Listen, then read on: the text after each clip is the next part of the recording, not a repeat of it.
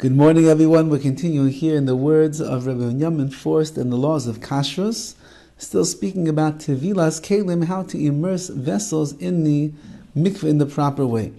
And this is Tevilas Kli Lachatzoin. What about dipping a large vessel into the mikveh piece by piece?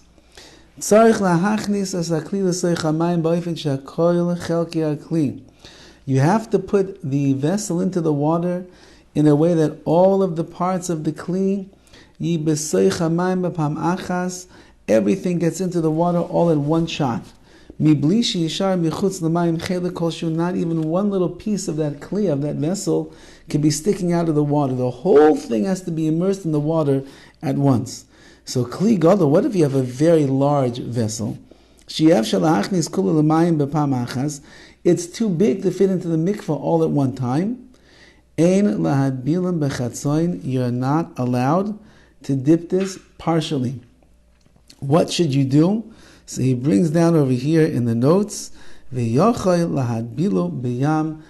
it to the ocean and dip the whole thing in the ocean. So if you have this very large, sometimes you get these very large industrial size cooking pots. If you own a kitchen, you're a caterer, maybe you have large meals in your house and you have to get a huge pot, and it's very hard to fit it into the regular size mikveh, the kelim mikveh, says Rav Forst, so go to the ocean.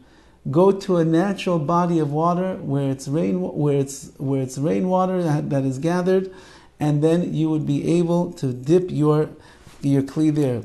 Specifically, an ocean would be an easy thing to do. You can take a drive down to Malibu Beach and tovel your large kli.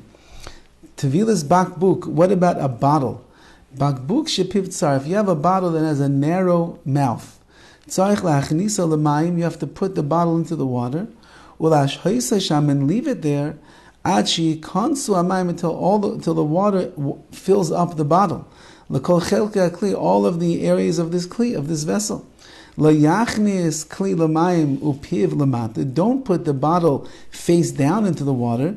Because as you know, if you put the bottle in there face down, the water will not go inside of the kli, inside of the bottle, and then it won't get into all the walls of that bottle, and it will not be a good tevilah, a good immersion. So too the kli, the vessel, has to be opened up in a way that you're going to use it, so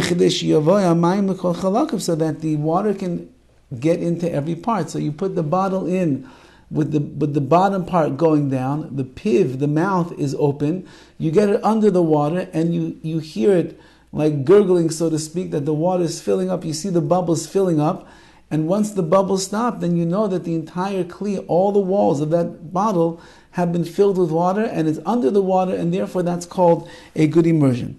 L'chein, therefore, sakin amiskapo. Let's say you have like a folded knife. You know, some of these knives, the Swiss Army knives, that's like folded into a compartment. So you want to put the whole thing into the mikveh.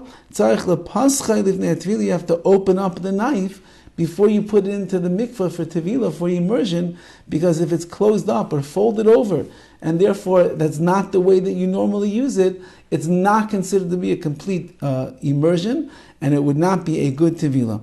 That's the halachas today, and be'ezras Hashem we will continue next week. Have a wonderful Shabbos.